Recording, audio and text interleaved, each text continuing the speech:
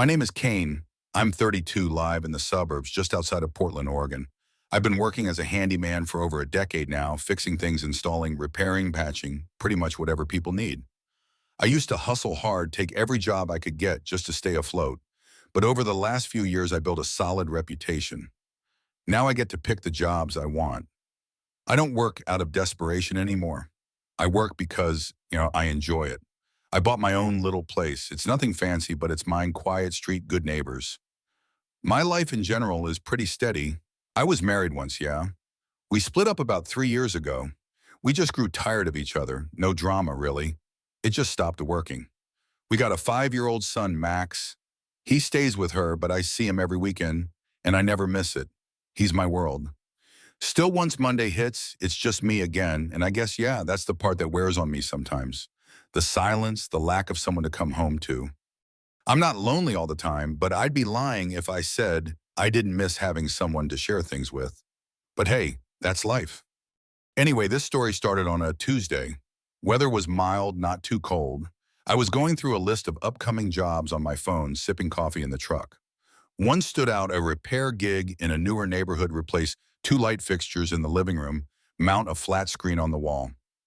The price, $500. Shouldn't take more than 2 or 3 hours, easy money. I tapped accept and called the number listed. A woman picked up. Her voice was calm, polite, sounded young.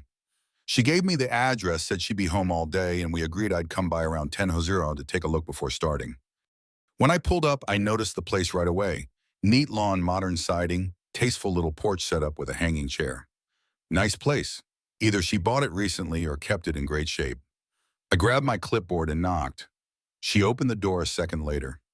Brown hair pulled back, soft features, maybe late 20s, early 30s. She wore a sweatshirt and jeans, casual but put together. Her name was Marley. "Hi, you must be Kane," she said with a smile, stepping aside to let me in. Her voice was familiar. It was definitely the one from the phone. "Yep, that's me. Just here to check the space and see what I'm working with." She walked me into the living room, explaining what she wanted done. The room was spacious, bright, with tall windows and simple furniture. The 2 old ceiling lights definitely needed replacing, and a new TV was still in its box, leaned up against the wall. "That's the one I need mounted," she pointed. "I bought the bracket. It's over there." "Perfect," I said. "This should be no problem. I'll just run out and grab my tools, then we'll get started."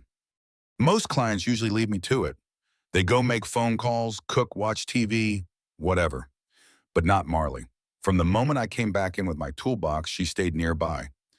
Not hovering uncomfortably, but clearly interested. "So, how do you usually anchor a TV like that?" "Does it depend on what's behind the wall?" she asked, standing with her arms folded, watching me unpack. "Yeah, exactly," I said. "I'll use a stud finder first to make sure it's secured into the framing. Drywall alone won't hold this thing." She nodded, genuinely engaged. "Make a sense. I'd be terrified to do this myself." I chuckled. "You'd be surprised how many people try." She laughed too. "And end up calling someone like you when it crashes to the floor, huh?" "Pretty much." We kept talking as I worked. I tried to focus, but she was easy to talk to, curious without being annoying. She asked about the tools, how electrical work is done, how I learned the trade. I told her about growing up fixing stuff around my dad's garage, told her how I eventually turned that into a job after getting sick of office work in my early 20s. "So you like it?" she asked. "I love it. I get to work with my hands, make my own schedule, and avoid office politics. Hard to beat." She smiled again. "You seem like someone who enjoys what he does. That's rare." I tightened the last screw on the first light fixture and glanced at her. "Well, it took time to get here, but yeah, I enjoy it." When I moved on to the TV, she pulled over a chair, not even trying to hide the fact that she wanted to stay nearby. I'd be lying if I said I didn't notice, and truth be told, it didn't bother me. She was easy to talk to, asked smart questions, and there was something about her, maybe the way she looked at things, or just the energy in the room. It was subtle, but something about this wasn't just another job. I was halfway through mounting the TV when she brought me a glass of water without asking. That wasn't unusual. Some clients are polite like that, but the way she handed it to me with this soft kind of warmth in her eyes, it made me pause for a second. She didn't say anything dramatic, just, Thought you might need this, and smiled, but it lingered in my mind. Thanks, I said, wiping my hands before taking the glass. She sat down on the edge of the couch, still watching me work. Do you ever get bored doing this kind of thing over and over again? I shrugged. Honestly, not really. Each job's different in its own way, and I like the rhythm. Some people need quiet to think. For me, drilling holes and lining things up straight is what clears my head. She smiled, looking down at her hands. That sounds nice, having something that makes you feel settled. I nodded and returned to the wall bracket. What about you? What do you do? She hesitated like she wasn't sure how much to share. I used to work in marketing agency life, long hours, short deadlines. I left about a year ago. Oh yeah, burned out. Yeah, and tired of chasing clients who didn't care. These days, I do some freelance stuff from home enough to get by. There was a short silence, the kind that didn't feel awkward, just thoughtful. I finished drilling the final hole, stepped back to check if the bracket was level. It was. As I started unpacking the TV from its box, she stood up and walked over to the window, standing with her arms loosely crossed. My ex-husband didn't think I needed a career, she said, her voice soft. He said I was wasting time with creative crap. I didn't know what to say at first. She wasn't looking for pity, I could tell that much. It felt more like she needed to say it out loud. He sounds like a real motivational speaker, I said with a smirk, trying to keep the tone light. That made her laugh a little. It was a lot of things. You guys divorced recently. Almost 3 years now, she said, still facing the window. It's funny how fast time goes when you're trying to forget something. I paused what I was doing and looked over at her. The way she stood there wasn't dramatic. No tears, no visible heartbreak, just this quiet weight she carried in her posture. You have any kids? I asked gently. She shook her head. No, we tried, but it never happened. He blamed me, I blamed myself. But in the end, I think the real problem was we didn't love each other the way we should have. I leaned against the wall, letting the silence settle. I've been around enough people to know when someone was trying to process something, not just talk. I've got a son, I finally said. He's 5 weekends with me. I don't always know what I'm doing, but I show up. That counts for something, I hope. She turned around, leaning back lightly against the window frame. It does.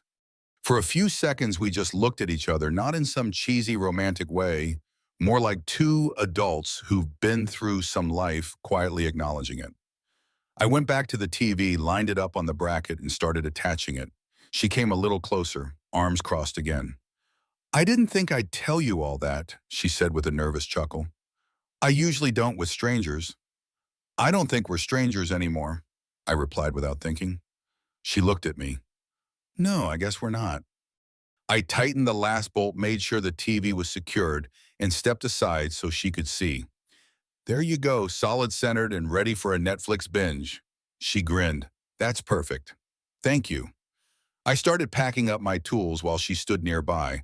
Then right as I was about to grab the last screwdriver, she said it. Can I ask you something? She said quietly. Sure. She hesitated just long enough to make me look up. Do you think I deserve to be happy? I blinked.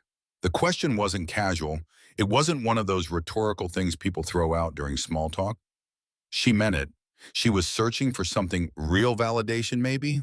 Or maybe she just wanted someone to look her in the eyes and say what she couldn't say to herself. I didn't rush to answer. I stood there for a second, really taking in her expression. I don't know everything you've been through, I said slowly. But from where I'm standing, yeah, I think you do. She looked at me, her eyes a little shinier than before, and nodded once, not dramatically, just enough to say thank you without needing the words. I finished packing up in silence, not an awkward silence, but one filled with something new. Like we both acknowledged something we hadn't said out loud before. As I walked to the door with my toolbox, she followed. Thanks again, Kane, she said softly, for everything. I turned to her. It was just a simple repair. She smiled gently. Maybe not that simple. The next few days were quiet. I kept working, stayed busy with other jobs, but I couldn't stop thinking about that moment, about the way she asked me if she deserved to be happy, the tone in her voice, the look in her eyes. It wasn't flirtation. It wasn't a test. It felt honest, raw, like something she'd been holding in for a long time and finally let out. Normally, I move on from a job the second it's done. It's part of the lifestyle. Go in, do the work, get paid on to the next. But something about Marley made it hard to do that this time. There was a weight to her that stuck with me, but also a lightness underneath it, like someone who just needed a break in the storm. By Thursday, I found myself hovering over her contact in my phone more than once.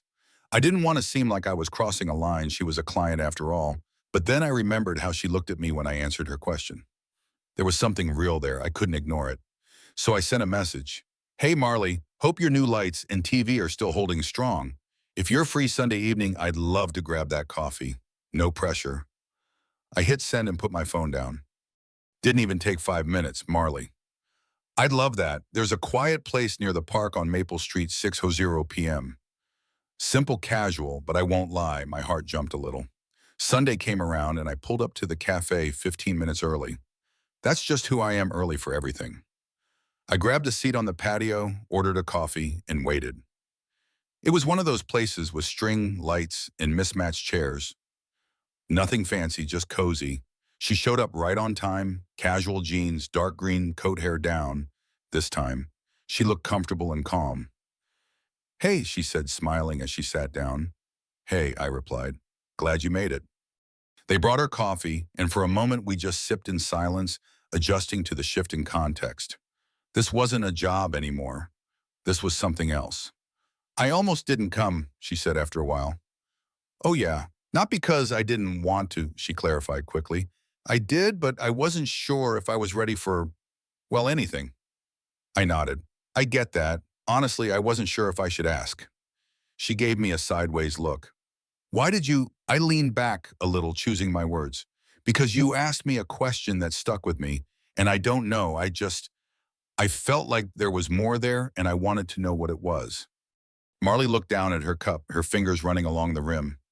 There is a lot more, but I've gotten good at hiding it. Then maybe we just start with a little, I said. You don't owe me anything. She took a breath. I was married for 6 years. We met young, too young probably. He was charming at first, made big promises, said he loved that I was creative, passionate, driven. But after we got married, all that started to bother him. He wanted me to calm down, stop trying so hard. He said my ambition made him feel like he wasn't enough. I didn't interrupt, just listen. I worked long hours because I believed in what I did, and he believed in comfort in staying small. He started to cheat. I found out 2 years in. I stayed anyway, thought I could fix it. You know how that story ends. Yeah, I said quietly, I do. She looked at me. It's been 3 years since we split. I've dated a little, nothing serious. Every time I think something might grow, it fizzles or it's built on nothing real. And I started to wonder, maybe I'm too much, or maybe I missed my chance. You didn't miss anything, I said without thinking. You just haven't met someone who sees it yet. Her eyes flicked toward me for a moment, like she was trying to decide whether or not to believe that. And what about you, she asked. What's your story? I chuckled softly. It's not as heavy, but it's not perfect either. I got married at 25. We had Max a year later. He's the best thing I've ever done, no question. But the marriage, it was quiet. No fights, no passion either. We were more like roommates than partners by the end. She left first and I didn't blame her. I think we were both just waiting for someone to call it. Marley nodded slowly, like she understood that all too well. I guess, I added, I've been focused on work and being a dad, and somewhere along the way, I forgot what it feels like to be seen by someone. That last line hung in the air between us. She reached across the table and touched my hand just for a second. Well, she said gently, now you're seen.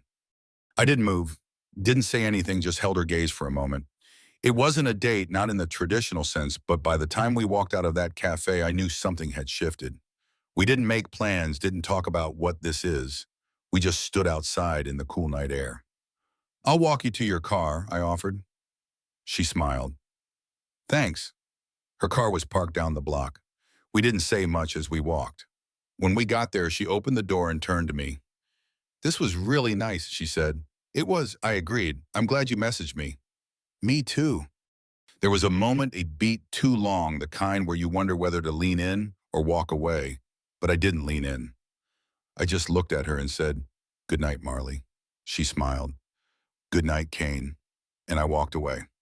The following week moved slower than usual. I kept myself busy with jobs, small ones mostly, but my head wasn't fully in it. I'd catch myself thinking about Marley in the middle of screwing in a cabinet hinge or driving across town to patch drywall. That coffee changed something. It didn't feel like just a nice conversation. It felt like the beginning of a connection I hadn't let myself hope for in a long time. We didn't text much that week, just a few short messages, a check-in, a joke. Nothing heavy. I didn't want to push anything too fast. And from the way she responded, warm but careful, I sensed she felt the same. But the space between us didn't feel like distance. It felt like two people figuring out whether to take the next step. Then came Saturday. I had just finished a morning job replacing some bathroom tile and was back at home eating a late lunch on the porch when her name lit up my phone. "Marley, crazy idea, call me when you can." I called her immediately. She picked up on the second ring. "Hey," she said, her voice light but unsure. "Okay, so this is going to sound impulsive." "I like impulsive," I said, setting my plate aside. She laughed nervously. "I've had this trip booked for months, China a week. I've always wanted to go. It was supposed to be with a friend, but she bailed last minute." "Okay," I said slowly, already knowing where this might be going. And I was just sitting here thinking I don't want to go alone. I've been putting this off for years and I finally bought the damn ticket. I was going to cancel, but then I thought, what if I didn't? What if I just asked? There was a beat of silence. "Kane," she continued, "would you come with me?" I froze for a second, not out of hesitation, but surprise. I wasn't expecting that. We'd known each other less than a month. We'd only been on one real outing, but the idea didn't scare me. It excited me. "When's the flight?" I asked. "Monday night." "Okay," I said. "Wait, okay, like you need to think about it, or okay, like you'll come?" "Okay, like, yeah, I'll come." She let out a breath, almost like a laugh of disbelief. "Really? Really?" I said. "Why not?" And just like that, something shifted again. I cleared my work schedule for the week, packed a small suitcase, and got my passport out of the drawer I hadn't opened in over 2 years. Max would be with his mom the whole week anyway, and I hadn't taken time off in a long while. We met at the airport Monday evening. She was already at the gate when I arrived, sitting by the window, her carry-on at her feet. She stood when she saw me, eyes lighting up in a way that immediately put me at ease. "You really did it," she said. "You asked." The flight was long, 12 hours direct into Beijing, but we talked through most of it about everything about nothing, family work, childhood stuff, favorite foods, travel dreams. The kind of conversation that unravels naturally when you're trapped in a cabin at 30,000 feet with no real distraction but each other. When we landed, it was morning. The city was buzzing, taxi horns, thick air movement everywhere. Marley had everything planned. She wasn't the type to wing it. We checked into a quiet hotel tucked behind a narrow side street. Nothing fancy but clean and charming twin beds. I noticed that. She caught my glance and smirked. "Let's keep this simple." "Absolutely, Bun," I said, matching her smile. That first day we hit the Temple of Heaven, wandered through the narrow alleys of a Hutong neighborhood, ate street food we couldn't pronounce. Marley was in her element, curious, open, excited. I saw a different side of her than I had back home, a woman who didn't just want to exist quietly. She wanted to live loudly, not obnoxiously, just fully. The second day we hiked a quieter section of the Great Wall. I watched her climb the uneven steps ahead of me, wine whipping through her hair, laughing when she nearly tripped on a loose stone. "This is insane," she shouted, turning back to me. "I can't believe I'm here." "Me neither," I said, catching up, "but I'm glad we are." We sat on the wall for a while, drinking warm bottled water and catching our breath. That's when she turned to me and said, "You know, I almost didn't send that text. I was sitting in my kitchen for an hour trying to decide if I was crazy." "Maybe you are," I said, "but I'm glad you're the right kind of crazy." She nudged me with her shoulder. "You're not so bad yourself, Kane." The rest of the week moved like a dream. We took trains to Hangzhou and Suzhou, floated on boats through ancient canals, visited gardens that looked like paintings. Each night we'd talk until we couldn't keep our eyes open, sometimes in the lobby, sometimes out on the sidewalk. But we never crossed a line, not once. And that made it feel more real. On the sixth night, we sat in a tea house tucked into a quiet alley in Chengdu. It was late. A soft rain tapped against the windows. She looked tired but content, peaceful in a way I hadn't seen before. "I've never felt this close to someone I barely know," she said softly, holding her cup between her hands. "I don't think time decides that," I replied. "Some people you have known for years never see you. Others only need a moment." She nodded, setting her cup down slowly. "I don't want this to end when we go home," she said. "Neither do I." We didn't kiss. There was no dramatic music swelling in the background, just a quiet agreement between two people who'd finally stepped out of survival mode and into something better. That night, we walked back to the hotel under one umbrella, and for the first time in years, I felt completely at peace. We flew back to the States the following Monday. The flight home felt different. We talked less, but not because things had changed. It was that kind of quiet that only comes after spending so much time together. You already know what the other person's thinking. There's a comfort in silence when the connection is real. When we landed, we took the same cab back to our houses. It was early evening. The sky was soft and pale, that in-between light just before sunset. The driver pulled up to her curb, and for a second we both just sat there, not moving. "This is the part where I usually just go inside and pretend like nothing happened," Marley said, half joking. I turned to her. "And is that what you want to do?" She didn't answer right away. She reached down, unbuckled her seatbelt, and looked at me like she was searching for something behind my eyes. "No, it's not." She leaned over, kissed me on the cheek, not quick, not romantic either, more like a promise. "Text me when you get home." "I'll call," I said. We smiled and she got out. I watched her walk to her door, and just like that, she was inside. The drive back to my house felt surreal, like waking up from a dream that actually followed you into the real world. I kept thinking about all the little moments on the trip, the way she looked at street performers, like they were telling her something, the way she got quiet when we passed families with kids, the way she said thank you every time I handed her something, even if it was just a napkin or an umbrella. I got home, unpacked, a few things stood in the middle of my kitchen for a good 5 minutes before finally calling her. "Hey," she answered almost immediately. "I'm back," I said. "Me too." Neither of us knew what to say next. It was a pause, but not the uncomfortable kind. It was more like we both knew this was the moment where it could either stay a memory or become something real. So I said carefully, "What now?" She was quiet for a beat, then she said, "Well, I was thinking maybe I can make dinner this weekend, just something simple, and maybe you bring Max." That stopped me, not in a bad way, just heavy important. "You sure?" I asked. "I want to meet the most important person in your life. If this is real, and I think it is, I want to be part of all of it, not just the travel or the light conversations, all of it." I let out a slow breath. "Okay, yeah, we'll come by." And we did. That Saturday, I brought Max over. He was shy at first, typical 5-year-old stuff, but Marley didn't try too hard. She just let him take his time. She had juice boxes ready-made, homemade mac and cheese, and even let him sit on the counter while she cooked. By the end of the night, he was showing her how he could count to 110, and she was laughing like she'd known him for years. It wasn't a flashy beginning. No fireworks, no big speeches, but it felt steady, right? Like something we could actually build on. Weeks turned into months. We started seeing each other regularly, some weekends with Max, some just the two of us. We took it slow, but not out of fear, out of respect. She came with me to one of Max's soccer games in the fall. I helped her set up shelves in her home office. She met my mom at Thanksgiving. Everything moved naturally, without drama, without confusion. 3 months in, she told me she was pregnant. She was terrified. So was I. But when we sat down together that night, staring at the positive test, I remember saying, "We'll figure it out together." And we did. We got married in a quiet backyard ceremony. The following spring. Nothing huge, just family, a few friends, Max, walking down the aisle with a ring box in his tiny hand and the world's biggest grin on his face. Marley wore a simple white dress. I wore a navy suit. There were no nerves, just calm. That was 3 years ago now. I'm sitting on the same porch where I once read her first message. The sun's going down. Marley's inside rocking our youngest little June, who just turned 1. Max is in the yard trying to teach our dog how to catch a frisbee. It's not going great, but he's determined.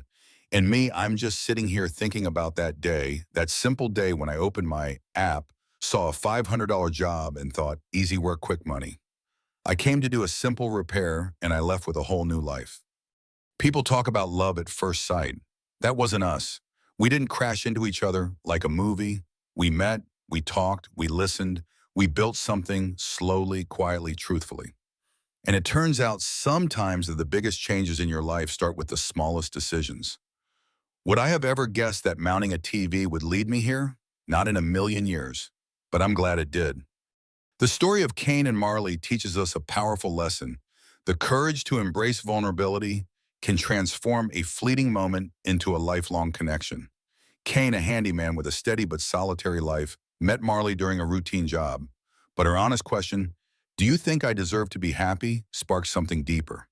Their impulsive trip to China, born from Marley's bold invitation, shows that taking a chance on someone can lead to profound growth. Cain's willingness to step out of his comfort zone despite past heartbreak and Marley's openness about her struggles reveal that love isn't about perfection or timing, it's about showing up authentically. Their slow, intentional journey from coffee to a shared life with Max and their daughter June reminds us that the most meaningful relationships are built on quiet trust, not grand gestures. Marley's choice to invite Cain into her world and his decision to meet her there teaches us to seize unexpected opportunities even when they scare us. Life's greatest moments often start with a simple choice to say yes to connection, to hope, to a new beginning. So dare to take that leap, to let someone see you, and to build something real. One honest step at a time. Have you ever taken a chance that changed your life? Share your story in the comments. I'd love to hear it. If this story touched you, subscribe and join our community for more tales of courage and connection. Let's keep inspiring each other to embrace life's possibilities.